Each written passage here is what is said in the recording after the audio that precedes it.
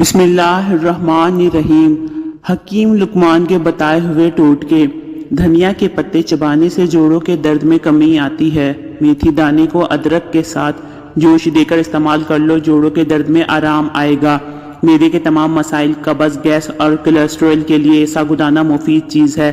منہ، داڑھ یا دانت میں درد ہو رہا ہو تو چٹکی بھر میٹھا سوڈا، چٹکی بھر سفید نمک مکس کر کے مل دیں، درد ختم ہو جائے گا۔ جن کو بخار زیادہ ہوتا ہو ان کے لیے بکری کا دودھ بہت مفید ہے۔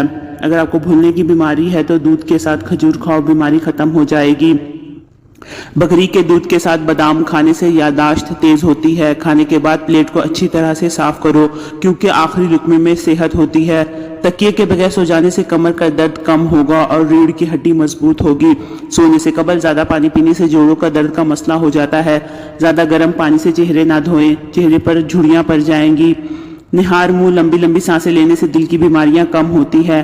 باسی روٹی کھا لینے سے دانتوں میں ٹھنڈا اور گرم لگنے کی بیماری دور ہو جاتی ہے۔ بدہضمی کی شکایت رہتی ہو تو ایک ٹافی کے برابر گڑ کھا لیا کریں۔ کھانے کے بعد نیند آنے لگے تو جان لو کہ یہ اچھے صحت کی علامت ہے۔ رات کو سوتے وقت اپنے پٹھوں کو زیتون کے تیل سے مالش کرو، آپ کے پٹھے مضبوط رہیں گے۔